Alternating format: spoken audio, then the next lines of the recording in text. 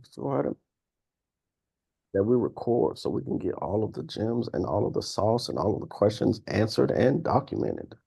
Sweet. All right, perfect. So welcome back again for another Q&A with Group Coach at Lead Mining Pros. Let me go ahead and make sure everyone is getting admitted into the party. Super excited for today. We're going to be answering some questions. I just got notified that we got some pressing questions by one of our members here. Doug, some questions for us about some money-making opportunities you got going on, right?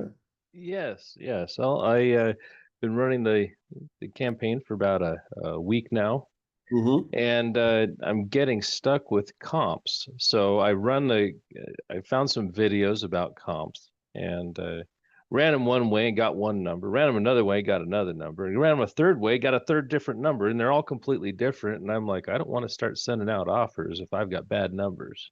Right. Okay, great. Sweet.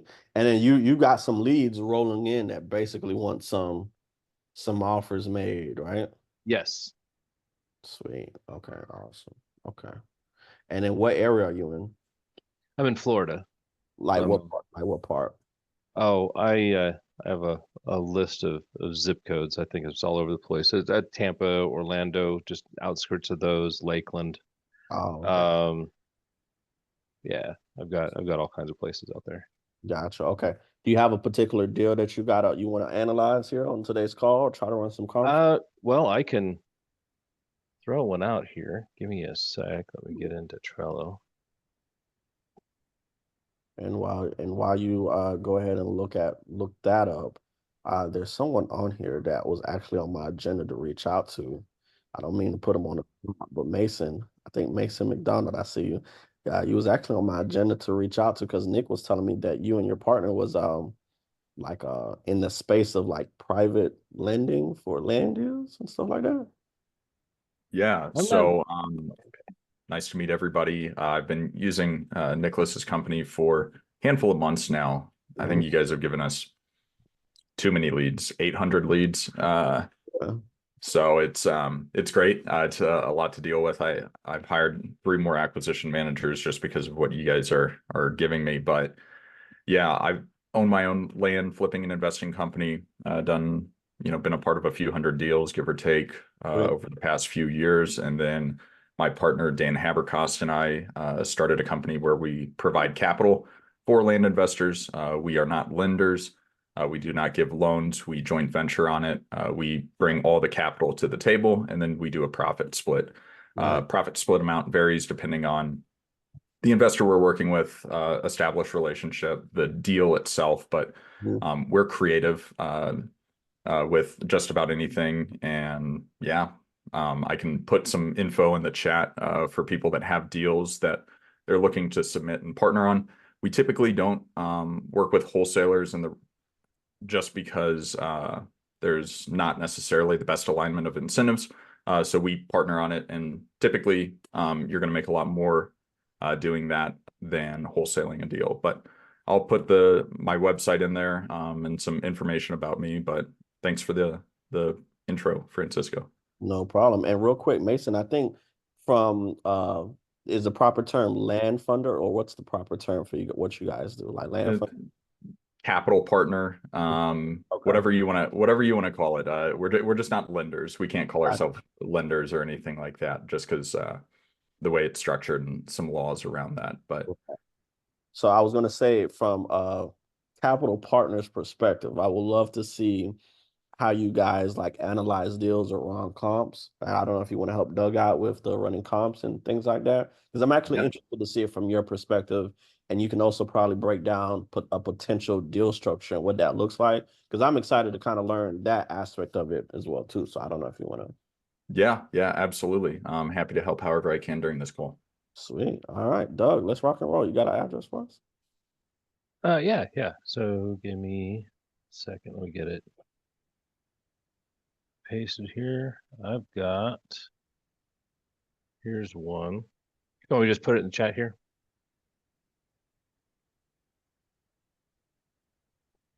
Okay. Uh,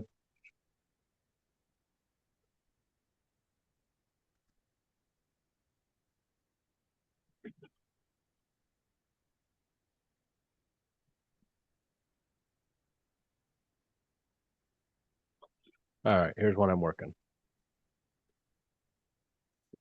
Cuyahoga City, Florida. I've never heard of this city in Florida. I'm definitely interested to check it. Where is this at? Let's see. Let's go ahead. Mason, I don't know if you want to share your screen. Let me see if you can share your screen. Yeah, absolutely. I can. Go Oh, ahead. you've got it disabled. Go ahead. You good? Let's see. All right. Love So, this. all right.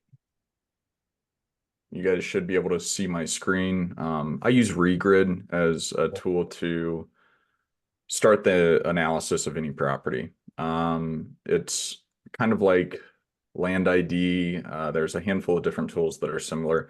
It's essentially a compilation of all of the county assessor websites data in the country. Just makes it easier. So ideally, you should be able to just copy and paste the APN in there, which is what I did right there. And it's going to give you a decent amount of information just on the property that it pulls from the assessor website and a handful of other sources. But looking at it, Doug, is this the correct property?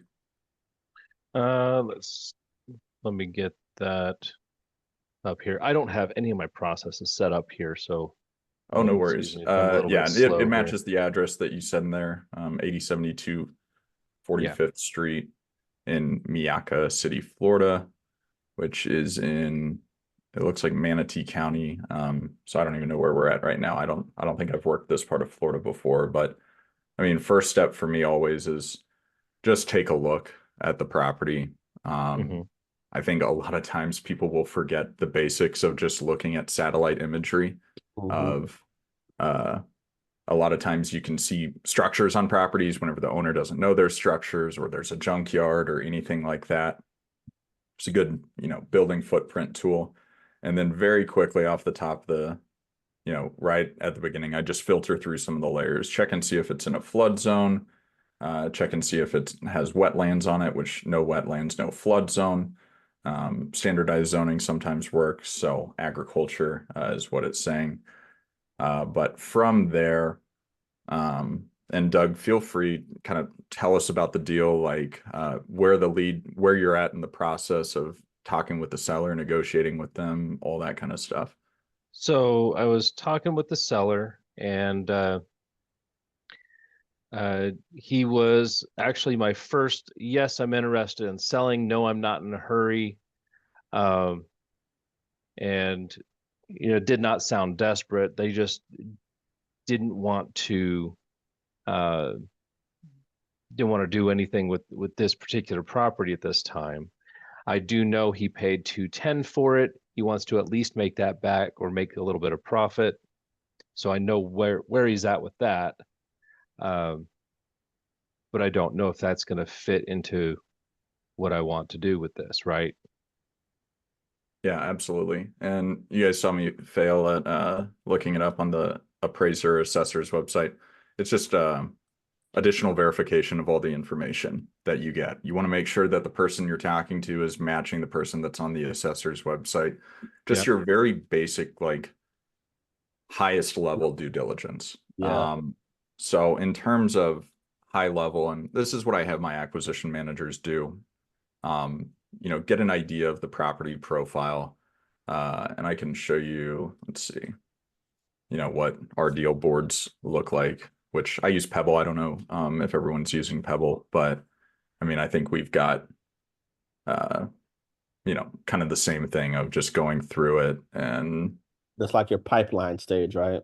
Yep, exactly. So, I mean, we've got hundreds of deals in the pipeline right now, but if you go to Zillow and if you have the address of a property, just type it in Zillow. And if it's a non-disclosure state like Texas, just zoom in on the property. But you can start figuring out how to comp properties relatively quickly, just going through this process right here. So, I mean, you can see that even on the satellite imagery on Regrid compared to Zillow, it looks like there's something that's been built right here. And they have this as one combined parcel. So, which is why it'll be important to just check everything with the county assessor.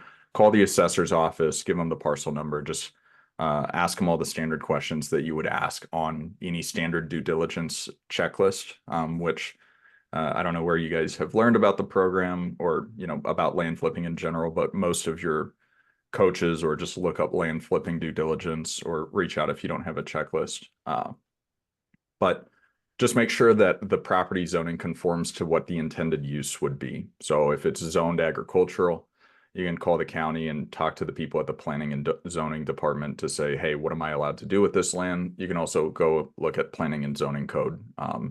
Reading subdivision regulations, planning and zoning code, land use stuff from the county. It's really boring, but it's really useful to familiarize yourself with all of the language, because once we comp this out, which we'll do, quickly in a second, you need to make sure that that property matches the comps. I have so many deals that are submitted to me where they say, oh, here's a perfect comp, and it's on city water, city sewer, and electric is there. And that's not what the subject parcel is of. It's no well, no septic, Right. whatever it might be. But so what we can look at, very high level, we've got it filtered for land right now. We have it as any at this point in time, just to see if there's anything moving in the general area. And those are all waterfront, so I would not include those. And I typically try to keep it north of a major intersection or south of a major intersection, depending on where the property is. So, draw a circle like that. There's a lot of art in this business, if you guys can't tell. But this right here, seeing, okay, this one sold for $335, 6.24 acres. It looks like there's some movement. So what we can do here is just sold, let's do last 6 months. And it looks like these two might be the same property. But for math's sake, if you guys don't have the Pebble extender, use Chrome. You can, add that to your toolbar really quickly, which will help you with comps. So I'm just including, excuse me, those two that were within the area that we looked at. Gives you a median price. Always use median over average. It doesn't really make a difference whenever there's two properties, but whenever you're trying to analyze something, never use the average. Use the median always. But you're looking at 55 grand an acre for what's sold recently. And now we can kind of take a look, because this property looks relatively similar to what yours, at a high level at least, looks like. Okay. So there's a ton of information. I won't, read all of this right here, but read the listing description, see what's going on here. So septic and well. So my guess is your property is probably similar, requires well and septic. But at, and making a lot of assumptions, and I'll get to the point of like the best way to comp. So 5.1 acres, and assuming that this is our best comp right here, 335,000 divided by 6.239, and yours was 5.1 times 5.1. So at a really high level, you're probably looking at 275K, give or take. And that's with very limited knowledge, very limited information. This one is off a highway, so that could be very valuable depending on, what's going on in the general area. We saw on Zillow that it looked like the lot just south of it, there's been some form of construction on. So figure out what's going on there. Is that a business? Is that a residence? But taking all of that, you now have like a very high level picture of what the property is, what it's potentially worth. Most important thing, bar none, is reach out to a local realtor, because you can only guarantee or, glean so much information from what you're going to see online. So easiest way to do that, this property right here that we just looked at, Walter Wanting, there's his phone number right there. Give that guy a call, introduce yourself and say, hey, I'm Doug. I'm investing in land in the area. I'm looking at acquiring a property for the purpose of resale, and I'm in negotiations with the seller, but I wanted to get it comped out with a local realtor to tell me what you think it's worth. A lot of people will say that realtors won't call them back as soon as they say they're an investor. I always offer, hey, I'll give you, a couple $100 if you comp this property for me. I've never actually had to pay a realtor for comping a property. Realtors get their time wasted constantly, especially in some of these busier Florida markets where there's hundreds of people calling them all the time. So just showing that you're willing to compensate them and that you value them for their time can get a lot done. So that's at a very high level, kind of how I would do an initial analysis. Once you're in further negotiations with the seller, that's where you reach out to the county, talk to the planning and zoning department, talk to the assessor, make sure everything matches up, and talk to your local realtor to get an idea of the comp. But Okay, so you're relying on mostly Zillow information. For an initial comp, yeah, that way I can go to my realtor and say, hey, I saw you sold this property right down the street at this much. I've got this one that I'm looking at, and I would love to list it with you if I can acquire it at a discount. What do you think it's worth? Because I can't tell you how much nuance there is market to market where, I mean, I had a decent deal. I mean, it's still going to be a great deal, but one fell out of contract. Bought it for 32 last week, under contract to sell it for 60.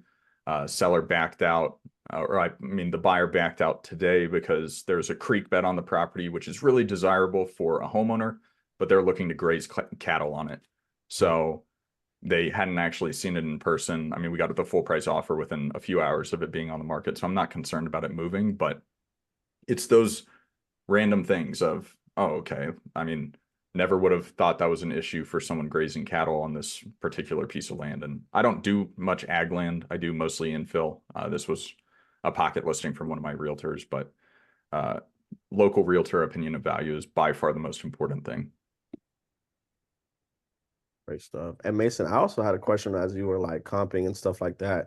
So from a capital partner's perspective, is this some of the things that you will want either other land investors to come to the table already with, as far as like an opinion of value from other two other realtors or something like that, and like preliminary due diligence? Yeah, absolutely. I put it in the chat. It's a super easy, simple website. I mean, it's just a form of all your standard due diligence of, we only look at properties that you actually have under contract. As you guys have, whether you've been in the space for a long time or are new to the space, the need for capital partners is extreme because banks won't lend on it and most people don't understand land. So I think we've gotten over 100 deals submitted to us in the past couple months, where 70 of them were pretty crappy deals. And we've funded maybe 15 or 20 of them. But yeah, all of the standard due diligence should be completed at this point. You don't want to put your company on the line or do something wrong without doing the standard due diligence on any property that you're willing to put under contract. No, 100%. Thank you so much for that. Doug, was that helpful? You got your question answered? That was very helpful. Thank you very much. Really appreciate it, Mason. Awesome. Love that. All righty. Next question. We got Joy. I was just going to ask a follow-up question. So from a funding perspective, you did the kind of rough estimate that you thought it would be when someone's submitting a deal for funding, what type of percentages are you looking at that you would, fund? And do subdivides, like that particular property doesn't have much road frontage on, well, and it may or may not be a good subdivide, but if it had like greater margins with the subdivide, does that play if it had like bigger returns for you guys? Yeah, absolutely. So at the highest level, we require ourselves as capital partners to get a minimum of a 20% cash on cash return. So the deal, if it has 22% cash on cash return on it. We'll fund it, and we typically do a 50-50 profit split for our first deal together. If we work together and have success, the profit split will adjust. But I mean, if there's 22%, typically we won't do that. We want everyone to win a little bit more than that, but that's kind of our general criteria. We look at a minimum exit of 20,000 per parcel, and that includes per child parcel in the event of us doing a minor subdivision. We're not looking at funding any major subdivisions in this capacity just because of timeline and too much complexity with that. I'll do those in my own business if you want to partner on those in that, but not through my funding company. But yeah, minor subdivisions, minimum of 20K per parcel exit. We get a minimum of 20% cash on cash return on the deal. And main thing is verifiable comps. So we've done a good amount of deals in markets that myself and my partner Dan don't operate in.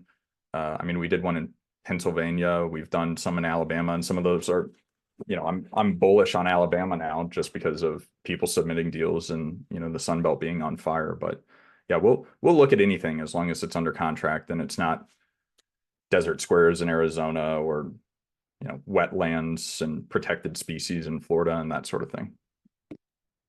Sounds good. And is it Dan Apke is your partner, or a different Dan? No, we're not Okay. associated with the Apke brothers. It's Okay.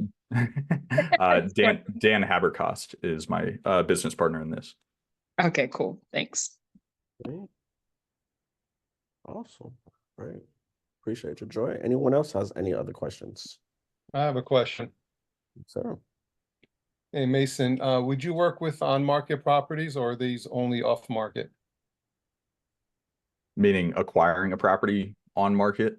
Yeah, like if the property's on market, would you be interested in funding it and being a partner on it, or does it have to be only off-market? I mean, it depends. I've bought deals on market that it makes sense because they were poorly listed or something like that. But if it's on market and it's not getting any attention, usually there might be something wrong with it. So, I mean, it's the attorney answer of it depends. If there's enough meat on the bones, and you have it under contract, that's the biggest thing of we're not interested in deals that aren't actually under contract by the person.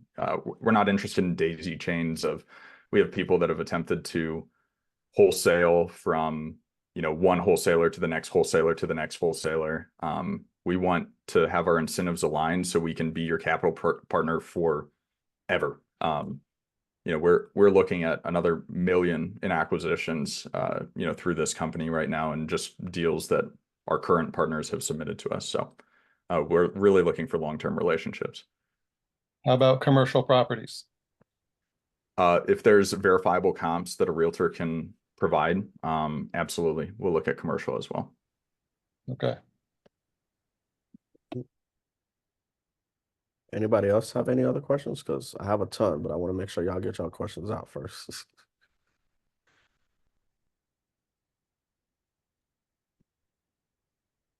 Okay, real quick, Mason, I did have a question in regards to as far as like, I think the deal that Doug had presented was like a 5-acre parcel.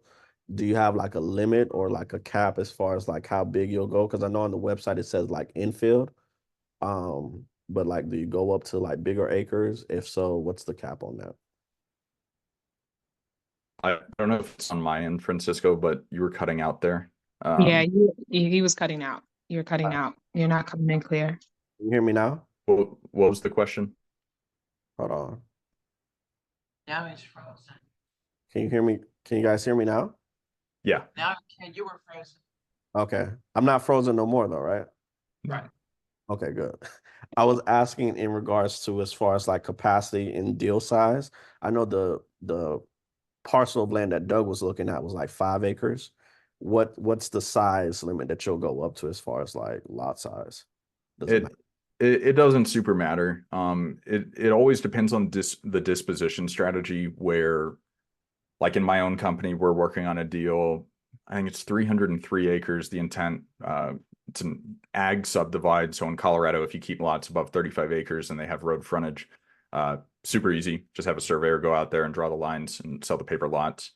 So the timeline is relatively quick. So if it's a several hundred acre, 1,000 acre parcel or something like that, and the intent is some form of entitlement, the timeline needs to match with what our standards are, just because, we have investor capital backing the company.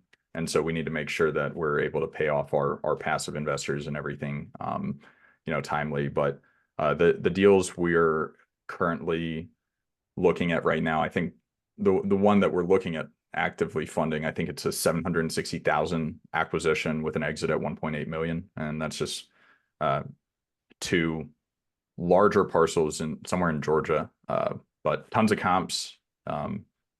And it's crazy that some of the residential land will sell for that much out there. But yeah, as long as there's comps, that's like the big thing. If there's comps and a realtor can justify the value, we're interested. Gotcha. Sweet. Okay. And then I've always heard of like capital partners, but I have always been weary of like, I want to say using them, but just like getting into that type of relationship and stuff like that. Just because from my perspective, it's always been like assignment either directly to builders or directly to like end buyers and stuff like that. So in your particular process or in your business, how does that work? Is it like, okay, as long as we do our due diligence up front, we run comps and we make sure that our entry in the acquisition gives us enough cushion to the upside to make sure when we exit, there's, room for profit there. How do you manage deals where it's kind of like it's cutting it close, where it's like, Yeah. So we in our joint venture, and I mean, I get it, I've given up 70 to 80% of the deal whenever I was starting. I mean, it's part of the game of, as you cut your teeth. We want to keep our cost of capital that we're providing down as much as we can, which goes back to doing more and more deals with more people like you guys on this call.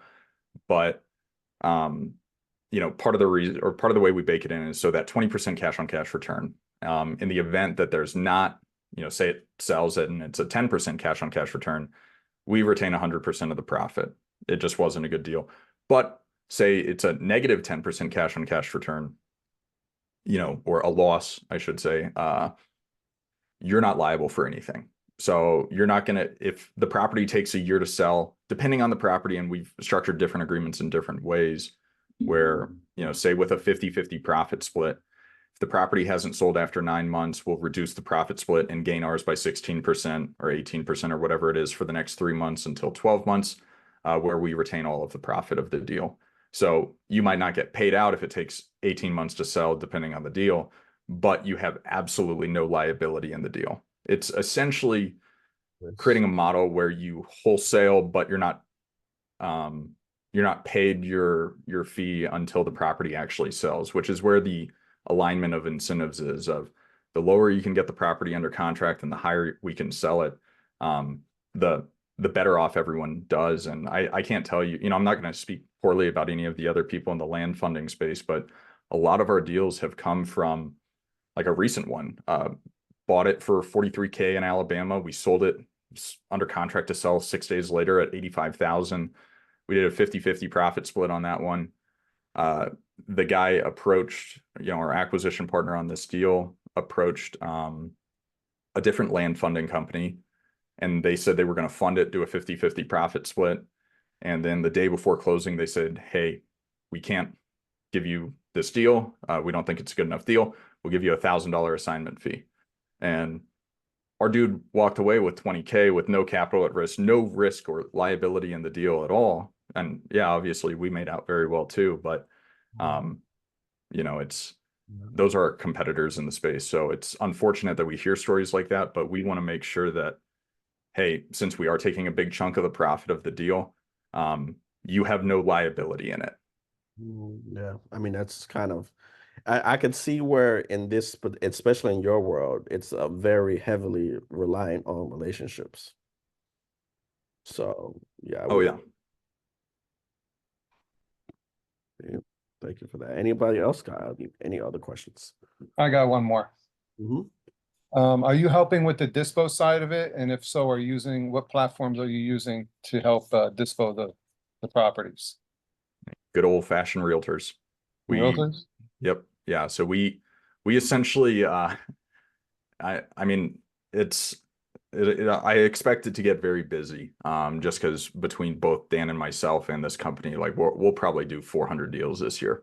But it's essentially an extension of our acquisition arm of the business. So if you have the deal, you've done the basic due diligence. Like if you look at the form submission on the website, like a child should be able to fill it out. Like if you've done your basic research, you can fill out that form on gupland.com. But whatever realtor you spoke to, we'll vet them, just make sure they're good, they're competent, they have a good idea of it, but we'll manage it. We hold title, we do the listing agreement, we do everything. Feel free to share the listing on Facebook Marketplace and Craigslist and stuff like that. You want to get it moved as much as you can, but yeah, we manage the entire process. Once we go under contract, because you sign an assignment agreement to us, and a joint venture agreement at the same time, and then and then you're good. You're coasting. You essentially are getting just paid as a 1099 contractor at the end of the profit, or at the end of the sale of the property. Now, you're not relisting the property, right? You're just using the network of the agents? Oh, we're listing on the you're MLS, listing. every single deal. Okay.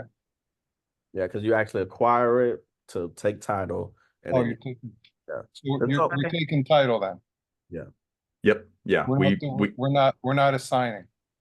So Dennis, if you got a property under contract and you submit it, it looks good, everything looks good, you would assign it to us, and then we would have a joint venture agreement that outlines what the partner's responsibilities are of our capital contributions, the profit split, standards of the deal, and everything like that. And then you sit and coast. So we'll close on it with the title company. We close on everything. We hold title in our name, list it with a realtor. And then once the realtor sells it, and closes out on that end, then everyone gets paid their profit split. But we do close on everything. We're not looking to daisy chain or anything like that. That's why we feel we're entitled to the profit split, because we are bringing all the capital and all the risk to the table. Gotcha. It's I almost do have a question. go ahead. I was just gonna say it's almost like fixing and flipping without the hard work. You're just buying low and selling high, and then you rinse and repeat, right? I mean, that's the business right there. And it's opportunity. And if you're great at acquisitions, like we really want to work with you. Because we're doing it ourselves. And we're still doing it ourselves. Like I'm working on a deal right now. We just got under contract in Hudson, Colorado, 200K acquisition. It's 4 parcels. There's plans in place to split it into 9. Anticipated exit at 75K a lot for each of the 9 lots. And so like we're active in our own businesses every day. It's just essentially bringing on more acquisition managers that we're paying very well, without having to have capital involved in the deal. I think Joy had a question, or someone else had a question. I'm sorry. Yes, it may sound like a silly one, but I'm just going to ask. With purchase agreements, are you particular about purchase agreements? I mean, no, I'm assuming that you guys close quick, and that's an assumption, so it should really be a question. But do you have any concerns or anything that you would like to say about purchase agreements as you work with different investors? Ideally, if there's an assignment clause in there, it just makes it a little more simple on our end, so you can assign the property to us. But don't use the one pager that you got in a template from a course or something like that. If you need one, Joy, you gave me your email. I just sent you an intro email. I've got like a pretty standard 2-pager purchase agreement that I use all the time in my business that works pretty well in just about every state. You might need to modify the language or talk with your attorney if you have any questions about it. But like just a good purchase agreement, not necessarily the rocket lawyer or 1-pager blind offer. And I get it. I did my first like 60 deals using land offer letters, blind offers as a purchase agreement, and I would never do that again. But in terms of timeliness of closing, it's dependent on the deal size of, we would rather not get approached with a 700K acquisition deal and say, hey, you need 3 days to close, because we verify all the due diligence and everything on our end. And We've learned from our own mistakes. I get it. I've bought deals that are, not great, of 350 acquisition and sitting on the market, a year later, and it sucks. And so we want to verify all that ourselves. So ideally, once you get it under contract, we would love for you to submit it to us right away. So we can close, right now we usually do two weeks to 30 days for a close. As our capital raise increases just on our back end investor side, we might be able to close in a few days, but we've done restructuring. We're, an accredited investor fund on the back end now, as versus, doing all sorts of stuff. So we're essentially, the goal of all of this. We want to be the capital provider for all people in the land space of whether it's a 20K deal, or we got approached with a deal where they got it under contract for 10 million and they already got it appraised at 13.7. We're expecting like a 24 million exit. And they don't have money for it. And so we're looking to be that person, but we're the type of business partners that walk before you run. We want to do a few million in transactions with people like yourself, and then grow to the 8 and 9 figure company that it'll be in the next few years. Awesome. Thank you so much. Hi, Mason. This may be a crazy question as well.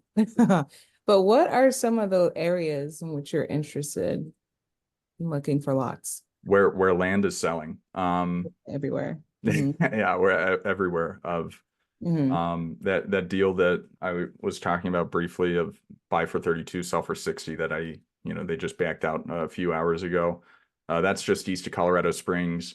Did one in Pottstown, Pennsylvania, Huntsville, Alabama, and the surrounding markets. From macro to micro level, look where development's going on. Look at where people are moving to. Look where the growth, where the jobs are going, and go into those secondary and tertiary markets where there's less competition. I do deals in Lee County, Florida, and Marion County, Florida, just like everybody else does. But for you and your own business, there's a lot of places with a lot less competition where there's a tremendous amount of desire for land.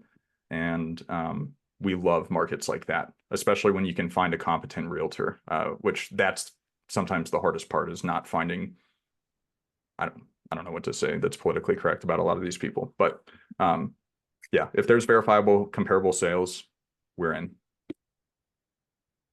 Sounds good. Thanks. Mason, I did have a question for you in regards to your transition into real estate and some of like the transferable skills that you took from being a hospital executive.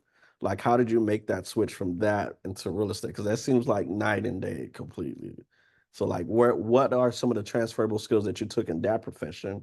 And then how did you transition it and apply it to real estate? Yeah, great question. Thank you. Real estate's so much easier. It's not life or death. My last position before jumping into this full-time 2.5 years ago, I was CEO of a hospital out here in Colorado Springs. So I was working 100 hours a week, on call 24/7, 365, managing a 9-figure P&L, 500 employees, 30 direct reports. And this is so much easier. You buy land for cheap, you sell it for more.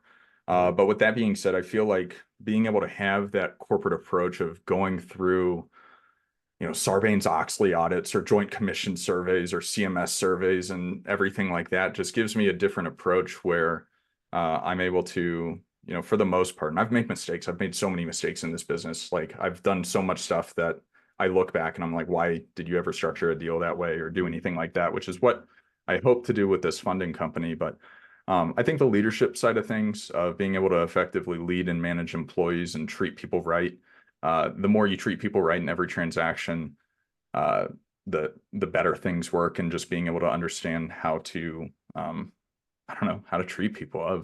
I recognized as a hospital executive that without the nurses and the techs and the physicians and the therapists in my organization, the organization didn't work. So if you treat your staff right, they treat patients right. When patients are treated right, your revenue increases. When your revenue increases, you make more money and everyone's happy. So just that approach, I guess. Nice. Great. Thank you with that. Anybody else have any other questions? Yeah, I'd love to jump in. Sweet, come on, bring it on. Yeah, actually, I think a couple of my questions got answered during that while you were speaking there. But yeah, I wish I would have known about this partnership a month ago. So I just closed on a 136 acre property that I assigned. It was my first deal. I got it for 640, assigned it for 650. Found out later I could have made 60K on it and probably even 150K spread if I would have had a partner like you and been able to close on and relist it. So it's just, one of those learning experiences. But Nope, I that's guess my I'm fault. I haven't put enough content out there to advertise it yet. So that's all right, on cool. me, Yeah, I Chris. appreciate it. Thanks for giving me a scapegoat then. So do you guys, so you're always relisting the properties, you're not, because I know a lot of land guys will have a clause in there that'll allow them to market the property on market before it's actually closed on. Is that something you guys Yeah, do? so it depends. Where, in my business,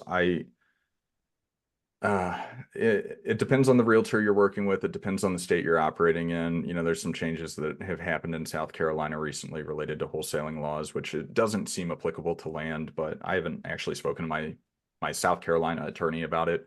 But recent deal, or a deal that we're doing right now that closes, today's the 18th, closes tomorrow, or part of it closes tomorrow. So 2 parcels in Tennessee. They're adjacent to each other, totaling 26 acres, I think. Total acquisition price at $284,000, relisting at $409,000. Her initial contract allowed the property to be listed on the MLS. However, and she found a buyer for one of them. However, the way she structured the contract, which I've done this in my own business, so it's a learning curve for everybody. She didn't have the ability to split escrow on the initial acquisition, so she couldn't assign or double close the deal for one property until she acquired both of them. So we came in. So and I can pull up the numbers actually. But What area of Tennessee is that in? and you're asking me the hard questions. I was just curious because that's where I am, is in Tennessee. I'll tell you right now. Jefferson City. Okay, yeah, I've heard of it. Yeah, my in-laws live in, I don't know, wherever Tusculum University is. So I know it's like southwest of there, I think. Okay, yeah, I'm in more middle Tennessee, kind of 30 minutes outside Nashville. Oh, nice. Yeah, Nashville's fun. Nashville's a good time. So yeah, 10.5 acre parcel and a 16.36 acre parcel. So total acquisition at 284K, give or take. So we essentially assigned a or an acquisition value just based on the acreage for the takedown of each parcel to establish a basis. Where the 10 acre parcel we priced at 110,848. The 16 we did 172,711. So we acquired both of them, and we've already sold one where she'll make I don't know, 15 grand or something like that on it, just because we have that minimum cash on cash return on it. And you're talking about the realtor? I'm talking about the acquisition partner. So she's getting paid out. Okay. We just acquired these properties, last week or beginning of this week, because I think they took like 4 days to record because I don't know, it's Tennessee and you guys are a little slower down there. Yeah, we like to take our time. Oh yeah. But so she's getting paid out, more than she would have made on an assignment deal right away. And then we have the other property listed for 240 something thousand. So like we were able to assume the contract for the end buyer, but she was unable to close. So it was a great deal for us, honestly. And she was ecstatic to work with us, which it always you know, I feel guilty sometimes as a capital provider making money, but I also get it of, I think I paid out my lenders like 1.9 million the past year. So it makes me Well, not feel as guilty. I mean, it's a great partnership. I mean, especially for people who are new in the space. I mean, for me, I mean, I just did my first deal, and uh, I mean, a partnership like this would be, I mean, I perfect because I mean, I've got leads coming in, and I've just shifted my focus into land. So I mean, seems to be in alignment. Sorry, you said something. Um, Oh, you said you've been using lead mining obviously for a good while now. Do you have any tips on starting campaigns, or like where to look for you're just looking for there's a lot of activity going on? Yeah. So, I mean, Or my entire process, you know, from start to finish of my business, and I'll try to, you know, keep it succinct. My wife works for me full time now. She just retired from her job as a software engineer. So she loves the back end stuff. She loves the data stuff. I love being the extrovert and having conversations with people. But we macro to micro, we look at population trends, job growth, development. I mean, you can look at NAR. NAR has a ton of data on, you know, new home permits, that kind of thing, of where are people building, and you can look in those areas and look just outside of those areas, like does it, Dorchester County, South Carolina. I do a lot in I just bought 2 in Tucson, Arizona. I've done a good amount in Surprise, Arizona, Arizona City. So I'm particularly in Colorado, Arizona, Florida, the Carolinas, Georgia, and I'm pretty bullish on Alabama. So if you look at these big macro trends, and there's tons of reports either from NAR or Zillow, Redfin has data. If you look at like big 4 groups as well, PwC, Deloitte, and you look at their white papers of market projections for 2024, they talk a lot about a lot of this data. So, I mean, Columbus, Ohio is on fire right now. And okay? I don't know why anyone would ever live in Columbus. Do counties that because I've noticed that a lot of counties in Tennessee are kind of implemented some like subdivision regulations. Like if you're, like you can't subdivide a 5 acre lot in a handful of counties anymore, just to preserve rural land. Do you find that those are kind of regulations It so not hinder your necessarily. acquisition? I mean, just like with anything, if there's a, I mean, it's simple economics of if there's a limited supply, which what that's going to do is constrain inventory of, I can't take my 5 acre parcel and split it into 5 ones. So that's, you know, 4 less theoretical parcels that are going to exist on the market. So that's an inventory constraint. And if there's a desire to live there, that 5 acre parcel might go up in value compared to what it could have been if it was subdivided. I think a lot of people hear about entitlement and subdivision, and they think it's this sexy thing of, I get it, of bought a 5 acre parcel in Arizona, split it into 4 1.1 acre parcels, bought it for $250. It cost me $2,500, and it's on the market for $600. So it's nice, but sometimes it's ego of, I want to try to improve this whenever it doesn't need to be improved. So you have to look at your exit from that standpoint of, if I can make 30% cash on cash in 2 weeks as versus 70% cash on cash in 15 months, that's not as good of a deal. But so if there's inventory constraints and demand, great. But going back to it, macro, look at the trends in the United States, where people are moving, where people want to live. And then I just hop on Zillow and I look for a greater or equal to sold to for sale ratio. And I get down to the subdivision level of, I don't pull countywide data. I don't pull zip code wide data. You know, yeah, I mean, drive through your town, and there's, in the same zip code, areas that you would really want to live. And you go across the street, there's areas that you don't want to live at all. So I get very specific, and by I mean my wife gets very specific as she pulls all these lists, and it takes a long time. Of some of these lists have very limited, you know, data sets of 60 to 100 people, and then I upload them into my CRM, and then I re-download it so I have a corresponding code, send it to Lead Mining Pros, and I don't know what they do there, but they churn out leads like crazy. So, and then I also direct mail. I try to send about 10,000 letters a month. I send postcards, neutral letters. It takes too long to do blind offers. Blind offers are really useful if you have the exact numbers on a market of, I know that small multifamily land in Arizona City is going to sell for about 28,500, like that.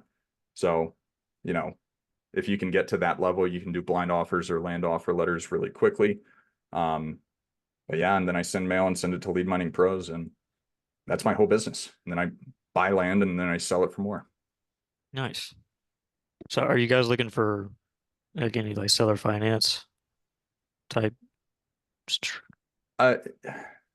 Not really at this point. Ideally, we'd rather cash everybody out, you know, through the fund. It just simplifies the accounting process a little bit, rather than keeping track of everything. You know, in my business, where if I had a back end lender give me money and then I sold the property, seller finance, I would just give them their principal plus interest owed, and then I would just take the monthly payment. So I do seller financing in my own business, but we're not really looking in the fund. I mean, if you acquire something with seller financing terms, that can be great and that can be ideal.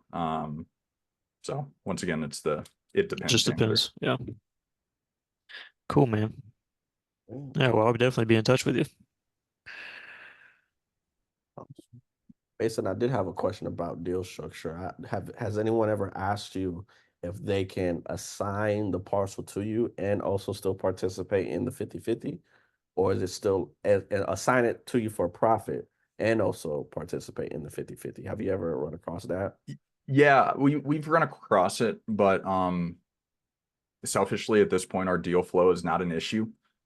We have more deals getting submitted to us, and we've done very, very limited advertising at this point in time. But yeah, I mean, we'll work with wholesalers in that regard. But I mean, what we truly want is an alignment of incentives of, I mean, Chris just talked about it, of he could have made potentially 50 to 150,000 more if he had partnered with someone in this capacity. So yeah, I mean, if you're looking for quick cash, we haven't established a basis just because we haven't done it yet, but I imagine it'd be something like, we'd give you a very small assignment fee where you can make 10 grand, or you can partner with us and make 70 grand. It's just money now versus money later type of thing. So yeah, as far as like the deal structure type of thing. Yeah. But, awesome. Anybody else have any other questions?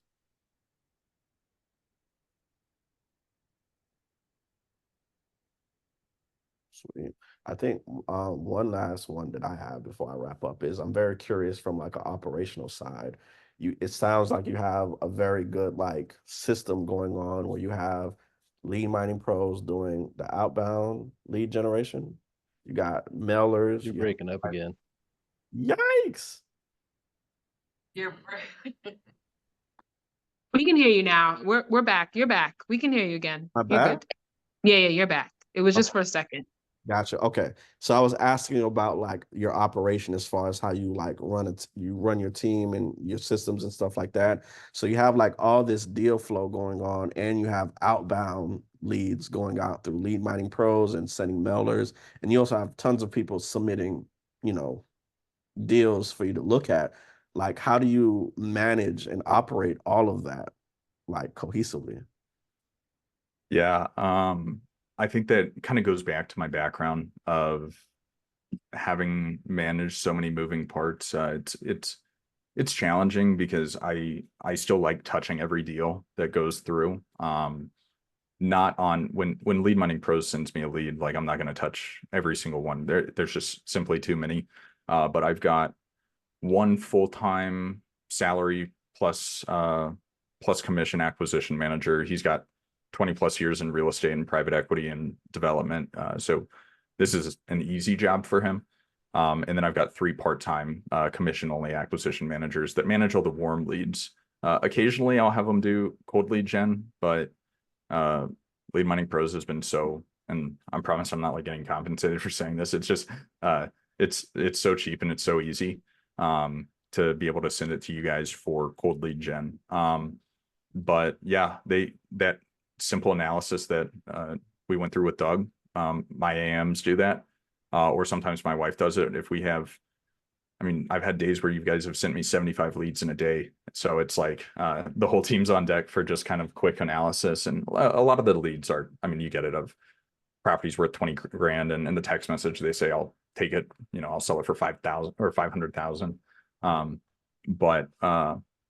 Yeah, so they analyze it, they call them back or text them back or email them back, negotiate it, send out the contract, we submit it to title companies, and yeah, we go from there during our due diligence process of just confirmation of everything, making sure the title commitment comes back clean. You know, always use title insurance. I can't say that enough. It's just not worth it. Use a hold open policy. If you guys aren't familiar with hold open policy, make sure you're using a hold open policy with your title companies. It saves me thousands per transaction, essentially. And yeah, so my wife does, you know, the marketing gen and uploading of the campaigns. I manage my acquisition managers and just do a final deal review.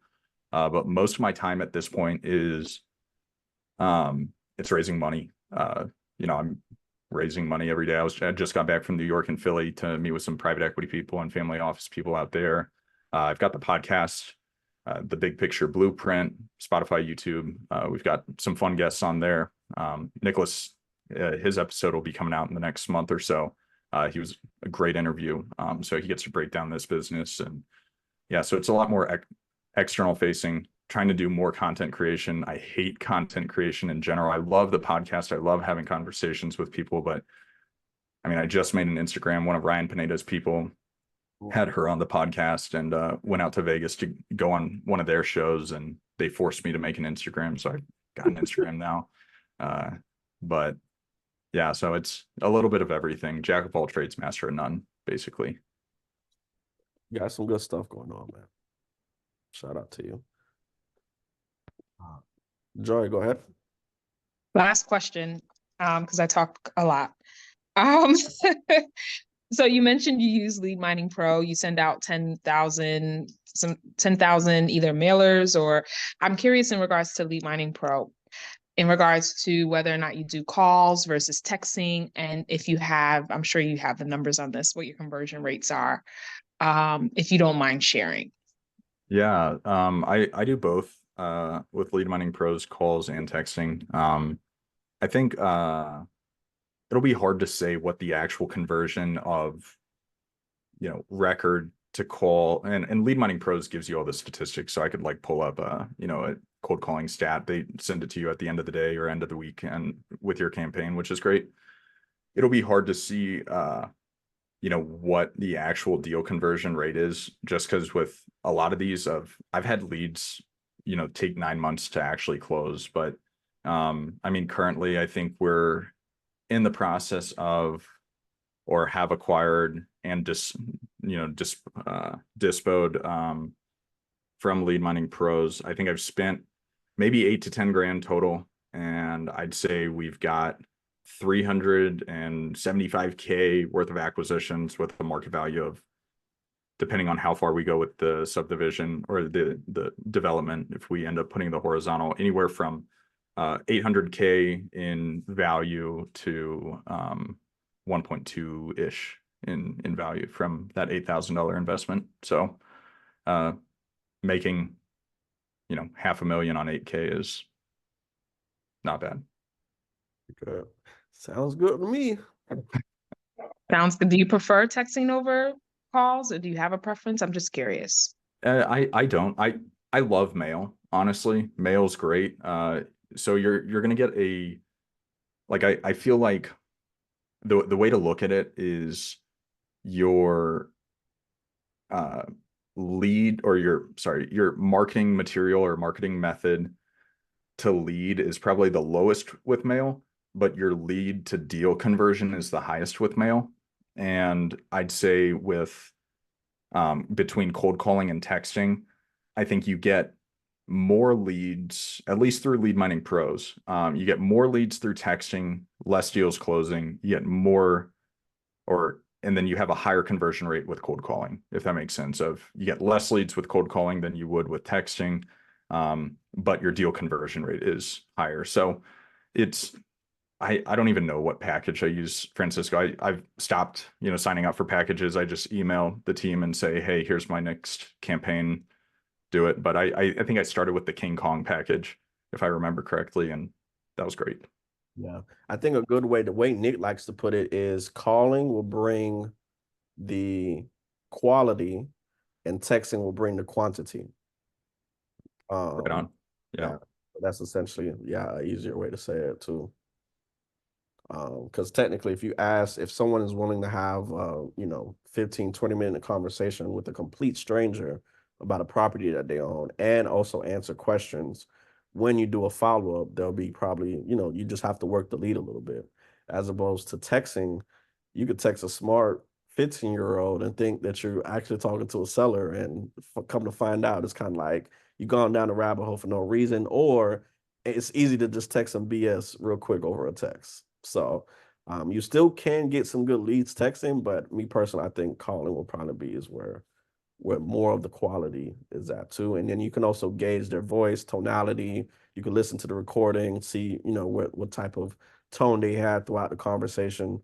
But yeah, that's kind of like a general way to look at it. Mailing is also, there's some guys that are killing it in mailing, especially if they receive your marketing material and they reach out to you. Now you have better leverage than you would if you reach out to them as well too. So just a heads up. Sweet. All right. Well, I'm glad that we were able to answer some questions and go live. Mason, I'll definitely be contacting you. Each and every one of you guys should be definitely contacting Mason. Your email box is probably going to be flooded, Mason, by the end of the week. But yeah, I definitely appreciate you being on here today because, man, I've learned a lot as well too. So I also like being in a position to learn as well. Yeah, glad to have been here. Thanks Francisco and the team at Lead Mining Pros for having me, and I'll try to make them every, Tuesday. I'll try to be here every Tuesday that I can. Sweet, no problem. I appreciate it. All right, guys. So we'll go ahead and upload this recording into this Circle community once it's done processing, and we will go ahead and see you guys next week. All right. Francisco, I got. Peace out. Can you put in the link? Have a good day. Hold on, Carl. I can't hear you. You sounded funny. Okay. What did you-